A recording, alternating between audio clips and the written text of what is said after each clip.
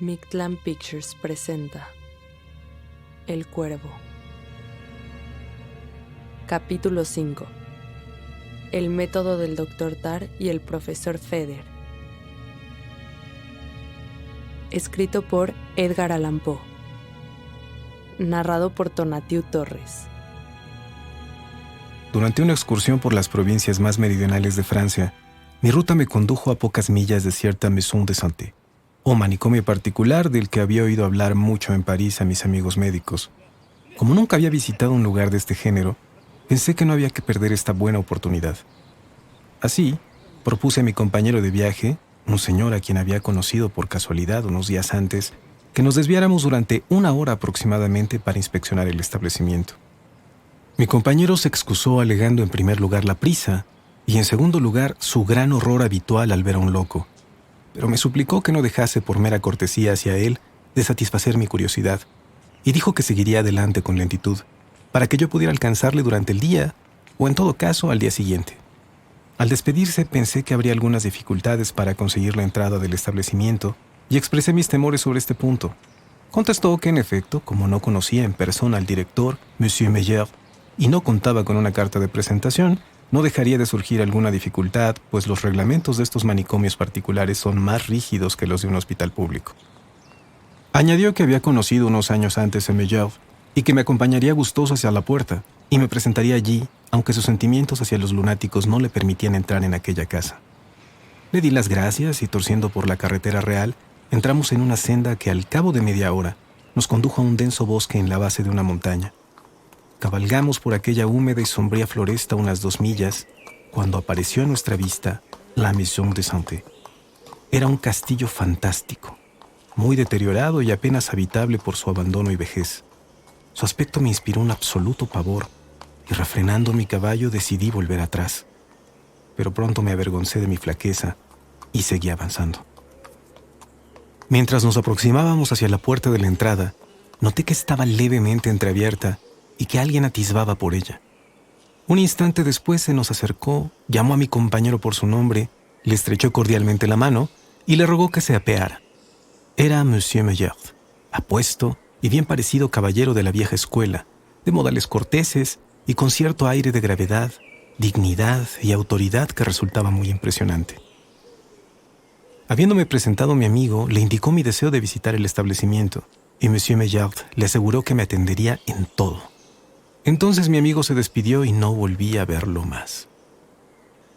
El director me hizo entrar en una pequeña y extraordinariamente limpia sala, que contenía entre otros objetos de refinado gusto, muchos libros y dibujos, búcaros de flores e instrumentos musicales. Un fuego alegre brillaba en la chimenea. Al piano, cantando un aria de Bellini, estaba sentada una joven muy bella, a quien a mi entrada interrumpió su canto y me acogió con graciosa cortesía. Su voz era profunda y todas sus maneras subyugantes. También creí percibir ciertas huellas de tristeza en su rostro, pálido en exceso, aunque nada desagradable. Vestía de luto riguroso y suscitó en mi corazón un sentimiento mezclado de respeto, interés y admiración.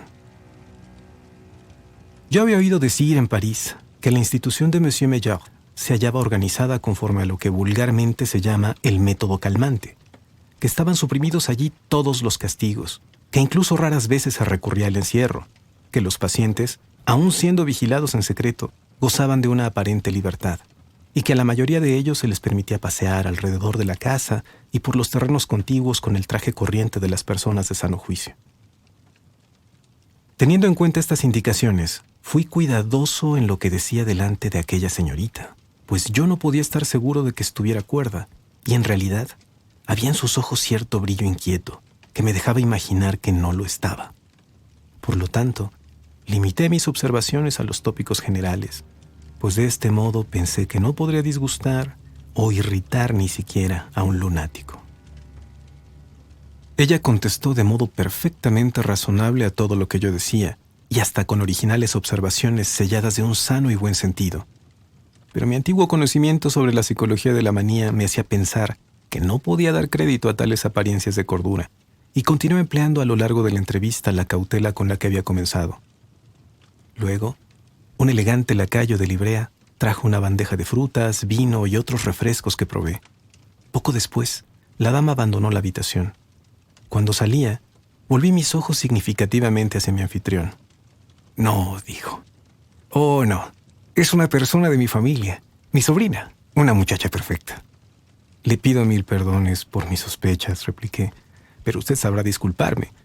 La excelente administración de su establecimiento es muy apreciada en París y pensé si sería posible, ya sabe usted. Sí, no diga usted más. Más bien yo soy quien debiera darle las gracias por la encomiable prudencia que ha desplegado.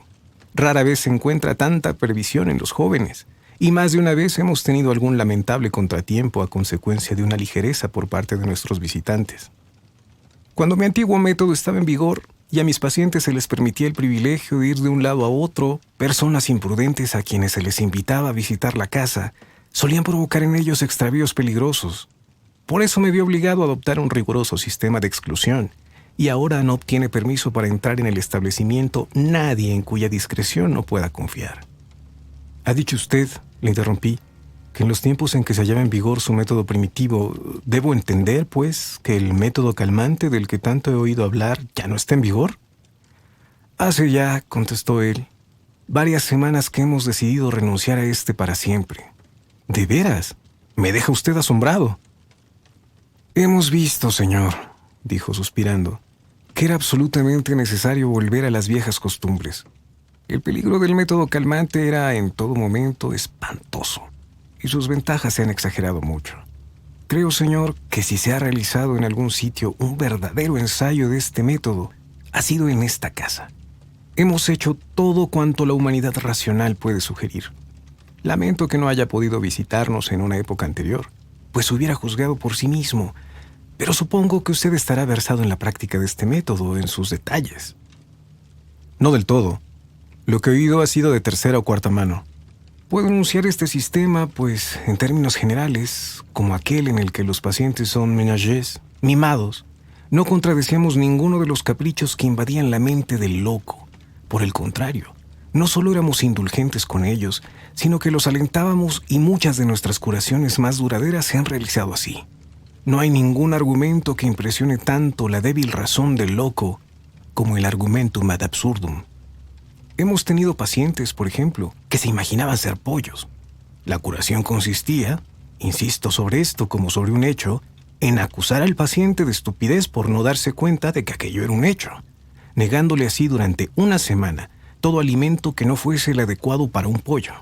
De esta forma, con un poco de trigo, realizábamos maravillas. Pero, ¿solo se empleaba este método de aquiescencia? De ningún modo. Poníamos mucha fe en diversiones de un género sencillo, como la música, el baile, los ejercicios gimnásticos en general, las cartas, cierta clase de libros, etc. Fingíamos tratar a cada individuo como si padeciera algún trastorno puramente físico, y la palabra loco no se empleaba nunca. Un punto fundamental era que cada demente vigilara las acciones de los demás. Al depositar la confianza en la inteligencia o en la discreción de un insano, se gana uno su confianza y su alma. Este medio nos permitió prescindir del costoso personal de vigilancia. ¿Y no tenía ninguna clase de castigo? Ninguna. ¿Ni encerraba nunca a sus pacientes? Muy rara vez. De cuando en cuando la enfermedad de algún paciente originaba una crisis o le acometía un repentino acceso furioso. Lo llevábamos a una celda secreta por temor de que su trastorno contagiase a los demás y se le encerraba allí hasta que pudiese ser entregado a sus amigos, pues no nos encargábamos de los locos furiosos. Estos, por lo general, son llevados a manicomios públicos. ¿Y ahora que ha cambiado todo esto, cree usted que los resultados son mejores? Indiscutiblemente. El método tenía sus desventajas y hasta sus peligros. Por fortuna ha sido desechado en todas las maisons de santé de Francia. Me sorprende muchísimo, dije, lo que usted me cuenta, pues tenía la seguridad de que en este momento no existía ningún otro método de tratamiento para la locura en todo el país. Es usted joven aún, amigo mío, replicó el director, pero llegará un día en que aprenderá a juzgar por usted mismo lo que está sucediendo en el mundo, sin dar crédito a los chismes de los demás. No crea usted nada de lo que oiga y solo crea la mitad de lo que vea. Ahora bien, en lo que se refiere a nuestras maisons de santé, es evidente que algún ignorante lo ha engañado. Pero después de cenar, Cuando esté usted suficientemente descansado de las fatigas de su viaje a caballo, tendré mucho gusto en llevarlo a recorrer la casa para iniciarlo en el sistema que, a mi juicio, y al de todos los que han sido testigos de su aplicación, es, sin duda, el más eficaz de los ideados hasta ahora. ¿Un método suyo?, pregunté. ¿De su propia invención? Estoy orgulloso, replicó, de reconocer que lo es, al menos en cierta medida. De esta manera conversé con Monsieur Maillard un par de horas, durante las cuales me enseñó los jardines y los invernaderos del establecimiento. No puedo permitirle que vea a mis pacientes en este momento. Para un espíritu sensible son siempre más o menos impresionantes tales cosas y no quiero quitarle el apetito para la cena. Cenará usted con nosotros. Puedo darle ternera a la Saint-Menehould, con coliflores en salsa velouté y después una copa de Clos de Vougeot. Así sus nervios estarán lo suficientemente firmes.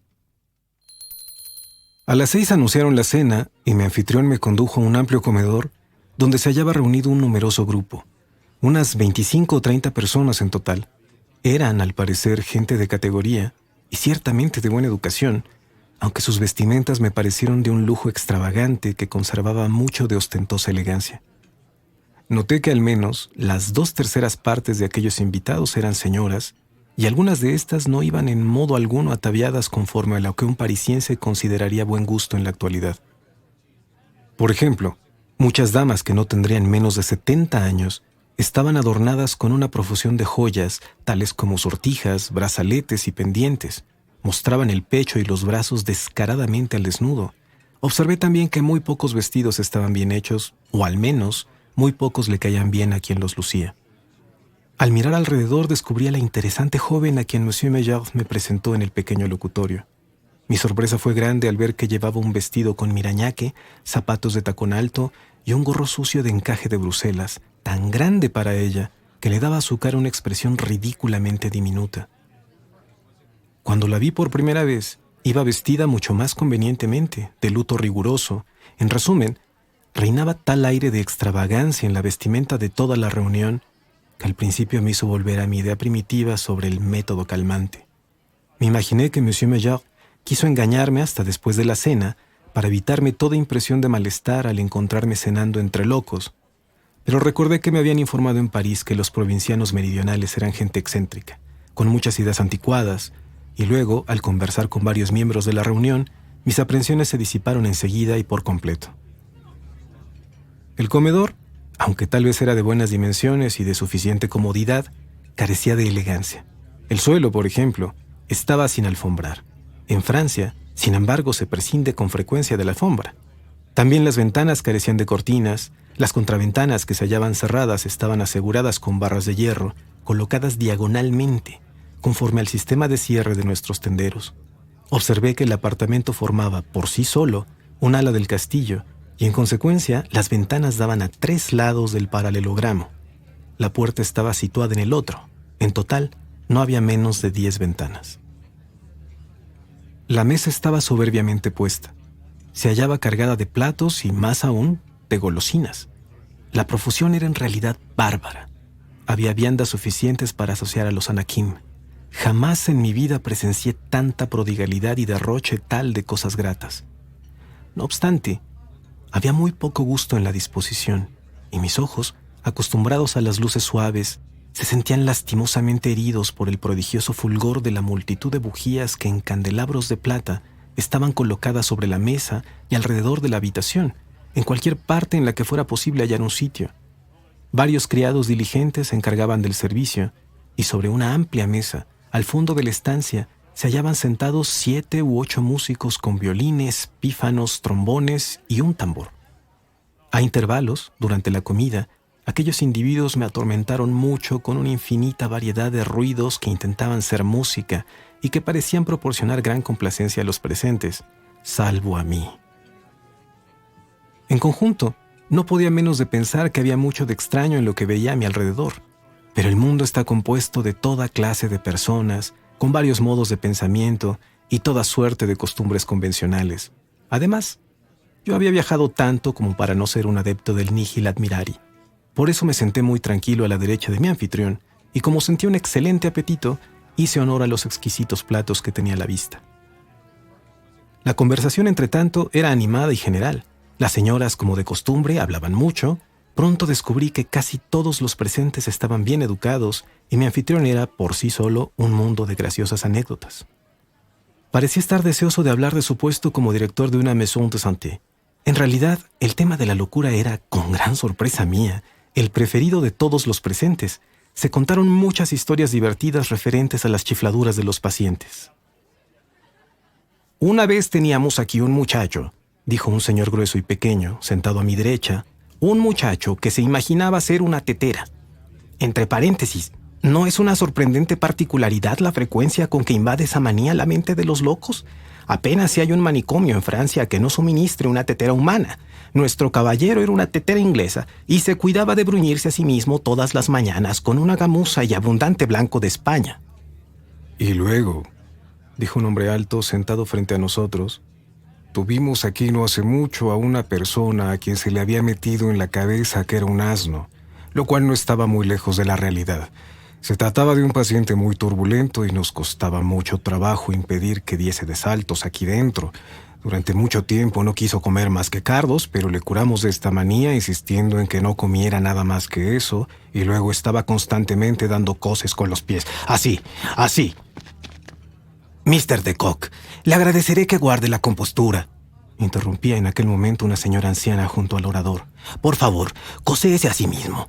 Ha echado a perder mi bocado. ¿Era necesario, acaso, ilustrar una observación de ese modo tan práctico? Nuestro amigo aquí presente podía haberle entendido seguramente, sin tales demostraciones. Creo que es usted un asno, tan grande como creía serlo aquel pobre desdichado. Sus patadas son verdaderas coces». «Mil pardons, mademoiselle», replicó Monsieur de Kock. «Mil perdones. No tenía ninguna intención de ofenderla. Mademoiselle Laplace, Monsieur de Kock solicita el honor de beber con usted». Y aquí, Monsieur de Kock se inclinó profundamente, besó su propia mano muy ceremonioso y vivió con Mademoiselle Laplace. «Permítame, mon ami», dijo entonces Monsieur Maillard dirigiéndose a mí. «Permítame que le sirva un trozo de esta ternera a la Saint-Menehould. La encontré muy tierna».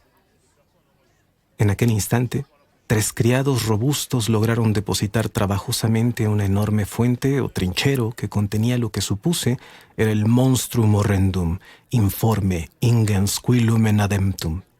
Pero mediante un examen minucioso, me aseguré de que se trataba de tan solo una ternerilla asada entera y colocada de rodillas, con una manzana en la boca, según la costumbre inglesa de guisar una liebre. «No, gracias», respondí. «A decir verdad, no siento predilección especial por la ternera a las... ¿qué? ¿Cómo es eso?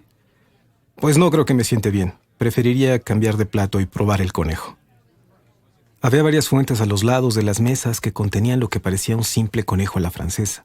Un plato muy delicioso que me permito recomendar. «Pierre», gritó mi anfitrión, «cambia el plato de este señor y dale una tajada de ese conejo au chat».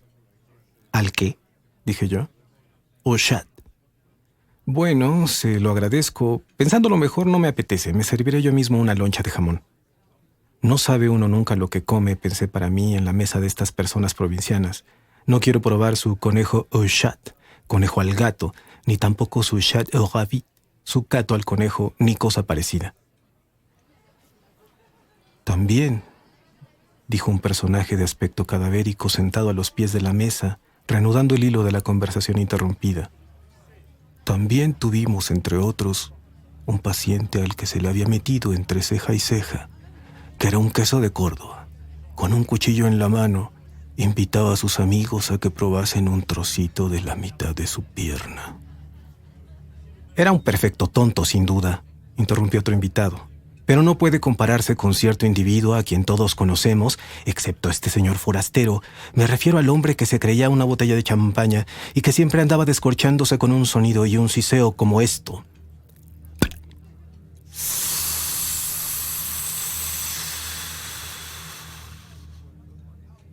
Y aquí el narrador, muy bruscamente a mi juicio, puso su pulgar derecho en la mejilla izquierda y lo apartó produciendo un ruido semejante al descorche de una botella, y luego, con un hábil movimiento de la lengua contra los dientes, emitió un agudo silbido que duró varios minutos, imitando el espumoso burbujeo de la champaña.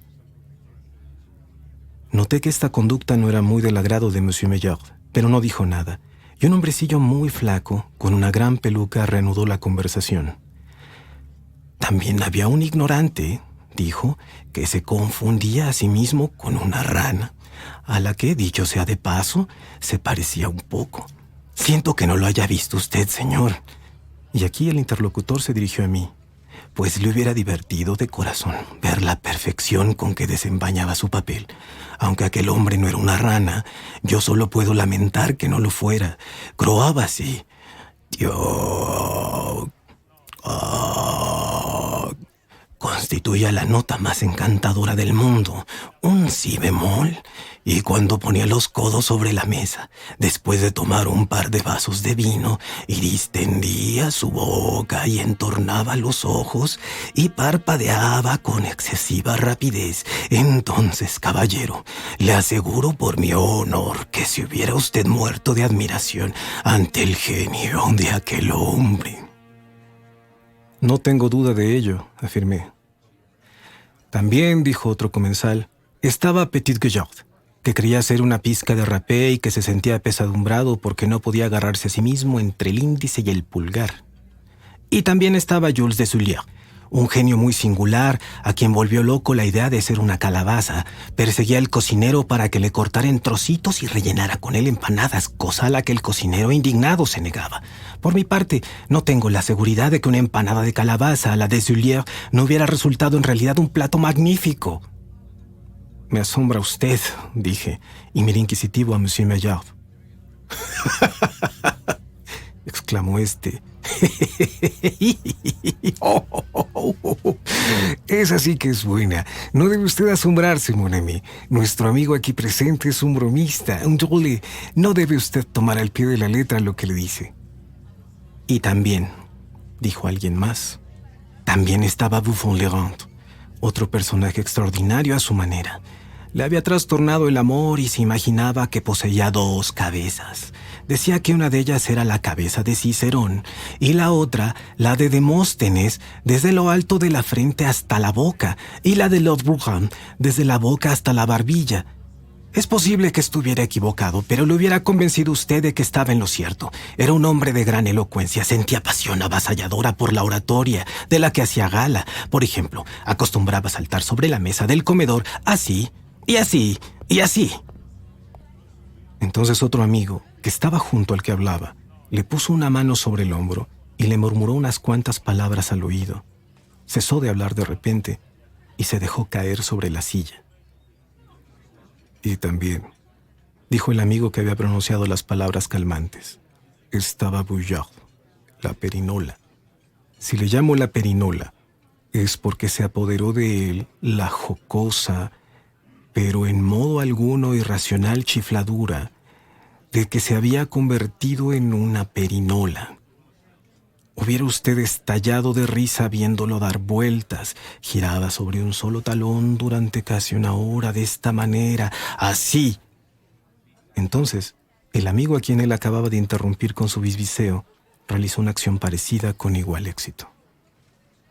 «Pero entonces», gritó la señora anciana con voz más fuerte, «su Monsieur Bouillard era un loco y un loco muy necio por añadidura. ¿Quiere usted decirme que no ha oído hablar nunca de una perinola humana? Es una cosa absurda. Madame Joyeuse era una persona más sensible, como ustedes saben. Tenía una chifladura, pero era impulsada por el sentido común y agradaba a todo el que tenía el honor de conocerla. Se dio cuenta, tras madura reflexión, de que por algún accidente se había convertido en un gallo, aunque como tal se comportaba con decoro. Agitaba sus alas de modo prodigioso, así y así, así, y en cuanto a su cacareo, era delicioso. ¿Qué? Madame Joyeuse, le agradecería que se reportara usted, interrumpió nuestro anfitrión muy enojado. Puede optar entre comportarse como una señora o marcharse de la mesa de inmediato. Elija usted.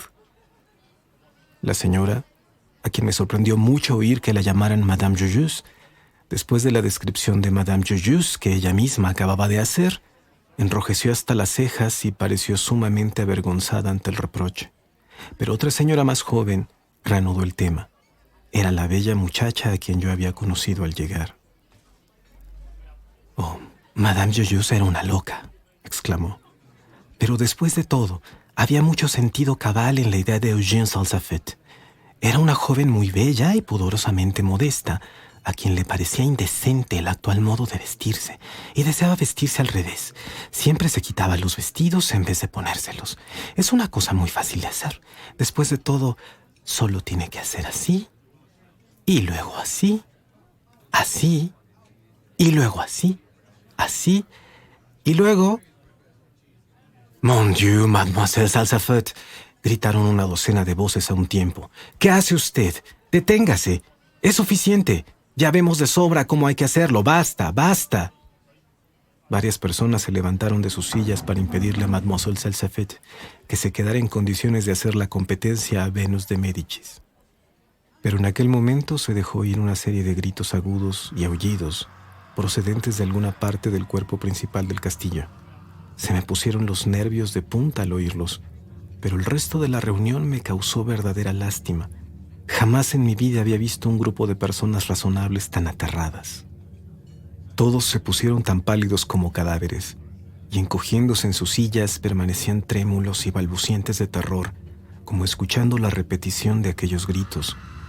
Volvieron a irse más fuertes y más cercanos en apariencia, luego, por tercera vez, muy fuertes, y luego, por cuarta vez, con un vigor más apagado. Ante aquella aparente desaparición del ruido, los ánimos de los comensales se sosegaron de inmediato, y todo volvió a ser animación y anécdota como antes. Entonces me aventuré a preguntar la causa del alboroto. «Una simple bagatelle», dijo Monsieur Maillard. «Estamos acostumbrados a estas cosas y nos preocupamos muy poco de ellas. De cuando en cuando los locos se ponen a aullar a coro. Uno excita a otro, como sucede a veces con una jauría de perros en la noche, pero suele suceder que el concierto de aullidos sirve de preludio a un esfuerzo simultáneo para una tentativa de evasión. Entonces, naturalmente, ya puede resultar un tanto peligroso». «¿Y cuántos tiene usted a su cargo?» «Ahora no tenemos más que 10 en total». «Mujeres en su mayor parte, ¿no?»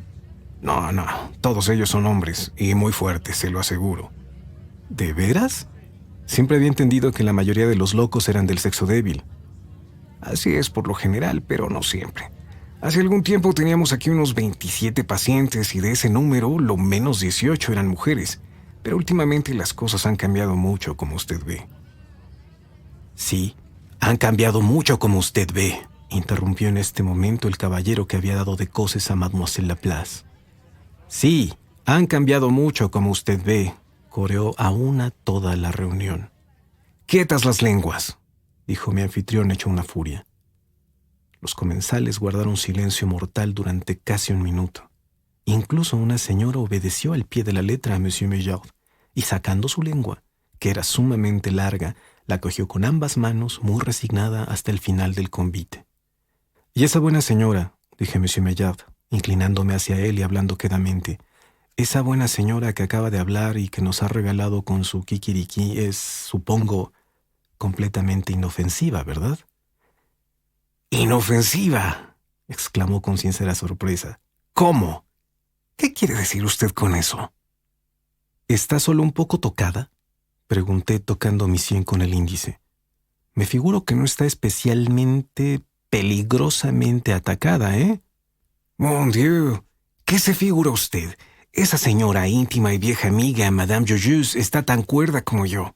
Tiene sus pequeñas excentricidades, sin duda, pero ya sabe usted que todas las mujeres viejas, todas las mujeres muy viejas, son más o menos excéntricas». «Sin duda», dije, «sin duda. ¿Y entonces las demás señoras y caballeros?» «Son mis amigos y guardianes», interrumpió Monsieur Maillard, irguiéndose con autoridad. «Mis buenos amigos y ayudantes». «¿Cómo? ¿Todos ellos?», pregunté. «¿Las mujeres y todo?» «Claro», dijo. «No podríamos hacer nada sin las mujeres.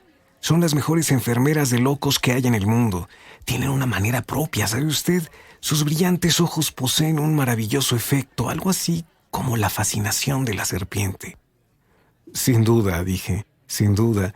Tienen algo raro, ¿verdad? Son un poco estrambóticas, ¿eh? ¿No cree usted?» «¿Raro? ¿Estrambóticas? ¿Qué quiere usted insinuar realmente?» No somos remilgados, en verdad, aquí en el sur. Nos gusta hacer lo que nos place y llevamos una vida alegre y toda esa clase de cosas, ¿sabe? Sin duda, dije, sin duda.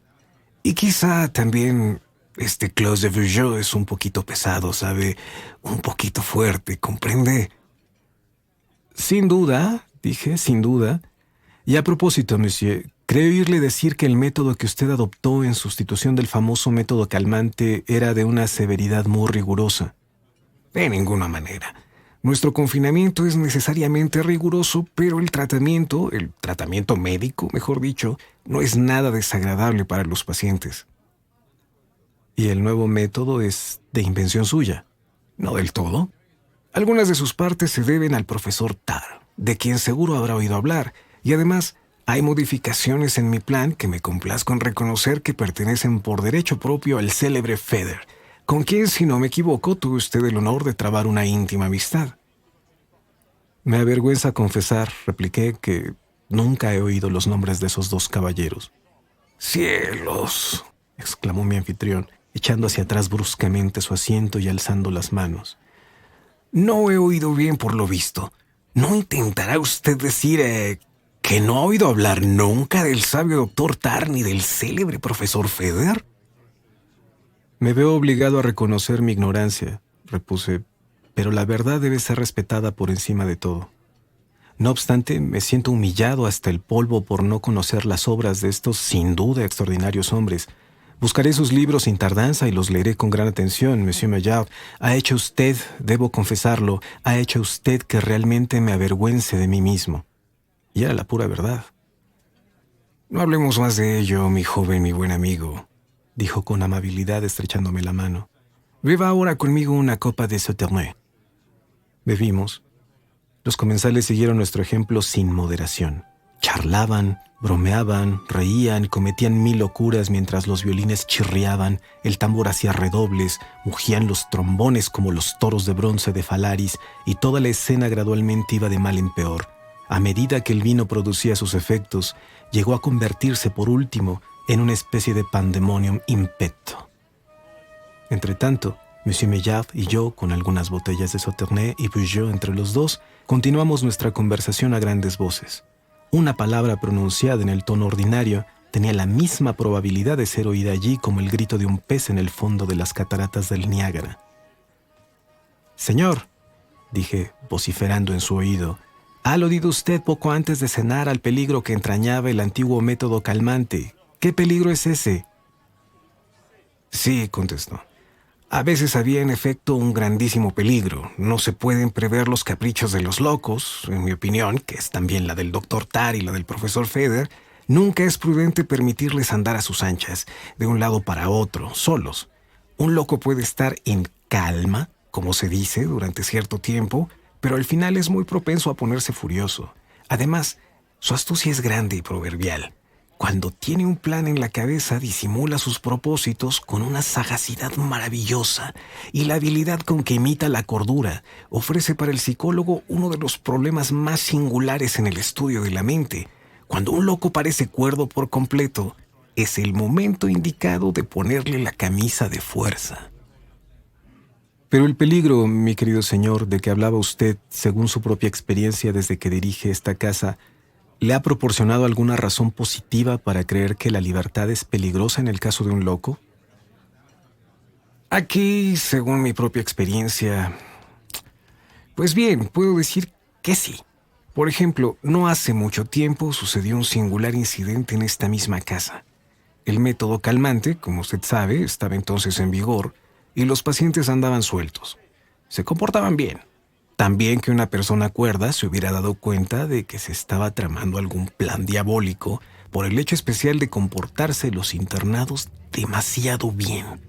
Y en efecto, una buena mañana los guardianes se encontraron atados de pies y manos, encerrados en las celdas y vigilados como si ellos fueran los locos por los propios locos, que habían actuado como los guardianes.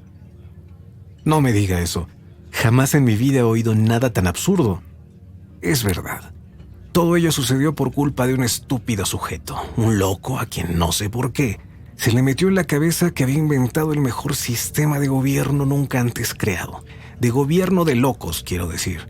Supongo que deseaba poner en práctica su invención y persuadió al resto de los pacientes para que se uniesen en una conspiración para derribar los poderes reinantes.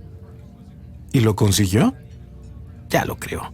Los guardianes y los enfermos pronto cambiaron de puesto con la singularidad de que los locos habían estado en libertad, pero los guardianes fueron encerrados inmediatamente en celdas y tratados, siento decirlo, de una manera muy poco caballerosa. Pero supongo que la normalidad no tardaría en restablecerse. Ese estado de cosas no podía durar mucho tiempo. La gente de las cercanías, los visitantes que viniesen a ver el establecimiento, darían la voz de alarma. No da usted en el clavo. El cabecilla de la sublevación era demasiado astuto para prever tal contingencia. No volvió a admitir ningún visitante más. Prohibió todas las visitas, salvo la de un caballerete de aspecto muy estúpido, de quien no tenía nada que temer. Lo dejó visitar la casa con objeto de variar un poco, de divertirse a costa suya. Una vez que se burló de él lo suficiente, lo dejó marchar y volver a sus asuntos. ¿Y cuánto duró el reinado de los locos? Oh, duró mucho tiempo, quizá un mes, no puedo decirlo con exactitud. Entretanto, disfrutaron de una buena temporada, puede usted creerme. Se quitaron las ropas deterioradas y usaron con entera libertad el guardarropa y las joyas de la familia del director. Las bodegas del castillo estaban bien surtidas de vino y los locos demostraron su gusto por los mejores. Vivieron bien, se lo aseguro. ¿Y el tratamiento? ¿Cuál era el tratamiento especial que puso en práctica el jefe de los rebeldes? En cuanto a eso, un loco no es forzosamente un tonto, como ya he observado, y en mi modesta opinión, su tratamiento era mucho mejor que el empleado antes. Era un método magnífico, en verdad. Sencillo, limpio, nada molesto. Encima, delicioso era. En ese momento, las observaciones de mi anfitrión fueron interrumpidas por otra serie de aullidos del mismo carácter de los que ya nos habían desconcertado. Pero esta vez parecían venir de personas que se acercaban con rapidez. «Cielo santo», exclamé. «Los locos han debido evadirse, sin duda». «Mucho me temo que sea así», replicó Monsieur Maillard, poniéndose excesivamente pálido. Apenas terminó la frase, fuertes gritos e imprecaciones se oyeron bajo las ventanas. Acto seguido, resultó evidente que unas personas se esforzaban desde fuera por penetrar en la habitación. Aporreaban la puerta con algo que parecía un martillo, y las maderas eran arrancadas y blandidas con prodigiosa violencia. ¿Cómo describir el estado de confusión que se produjo? Monsieur Maillard, ante mi enorme asombro, se metió debajo del aparador. Yo había esperado más resolución de su parte. Los miembros de la orquesta, quienes durante los últimos 15 minutos parecían absolutamente borrachos, se pusieron a brincar todos a la vez, cogieron sus instrumentos y subiéndose a la mesa atacaron al unísono el Yankee Doodle, que ejecutaron, si no en el tono exacto, al menos con una energía sobrehumana mientras duró el tumulto. A todo esto, sobre la mesa del banquete, entre las botellas y las copas, saltaba el señor a quien con mucho trabajo se le había impedido hacerlo antes. Tan pronto como estuvo cómodamente instalado, comenzó un discurso que sin duda sería muy importante de haberse podido oír. En el mismo instante, el hombre con vocación de perinola comenzó a girar alrededor de la estancia con una inmensa energía, estirando los brazos en ángulo recto con su cuerpo, de tal modo que parecía una auténtica perinola derribando todo lo que se encontrara a su paso. Luego, al oír un increíble descorche y burbujeo de champaña, descubrí al fin que provenía del individuo que había representado durante la cena el papel de botella de esta exquisita bebida. Mientras tanto, el hombre rana croaba como si la salvación de su alma dependiera de cada nota que profería. En cuanto a mi vieja amiga, Madame Joyeuse, parecía tan terriblemente perpleja que me dieron verdaderas ganas de llorar por la pobre señora. Mas pese a todo, permanecía erguida en un rincón junto a la chimenea, cantando sin cesar y con todas sus fuerzas. «Kikiriki, kikiriki». Sobrevino entonces el clímax, lo catastrófico del drama. Como no se ofrecía ninguna resistencia, a no ser la de los gritos, aullidos y cacareos, los de fuera acabaron por saltar por las 10 ventanas invadiendo el comedor. Pero nunca podré olvidar las emociones de asombro y horror cuando vi que saltando por las ventanas y cayendo sobre nosotros, luchando, pataleando, arañando y aullando, se precipitó allí todo un verdadero tropel de lo que me parecieron chimpancés, orangutanes o enormes mandriles negros del Cabo de Buena Esperanza. recibí un porrazo terrible que me hizo caer rodando debajo de un sofá donde me quedé quieto. Después de permanecer allí unos 5 minutos, durante los cuales escuché con todos mis sentidos lo que sucedía en la habitación, tuve para mí una explicación satisfactoria de aquella tragedia. Monsieur Maillard, según parece, al contarme lo del loco que había incitado a sus compañeros a la rebelión, había relatado simplemente sus propias hazañas. Este señor había sido, en efecto, 1, 2 o 3 años antes, el director del establecimiento, pero se volvió loco y pasó a ser un paciente más. Este hecho era desconocido por mi compañero de viaje al presentarme allí. Los guardianes, en número de 10, al ser instantáneamente dominados, fueron primero bien untados de brea, luego cuidadosamente emplumados y por último encerrados en las celdas subterráneas. Así estuvieron encerrados más de un mes. Durante ese tiempo, Monsieur Maillard les concedió con generosidad no solo brea y plumas, que consistían en su método, sino algún alimento y agua en abundancia. Sacaban esta última a diario con una bomba. Por último, al escaparse uno de ellos por una alcantarilla, dio libertad a los demás. El método calmante, con serias modificaciones, ha sido de nuevo puesto en vigor en el castillo. Sin embargo, no puedo menos de estar de acuerdo con Monsieur Maillard en que su tratamiento era el más importante de los de su género. Como justo observaba él, era sencillo, claro y no molestaba en absoluto, ni mucho menos. Solo me falta añadir que a pesar de haber buscado por todas las librerías de Europa las obras del Dr. Tarr y del profesor Feder, mi búsqueda ha resultado totalmente infructuosa.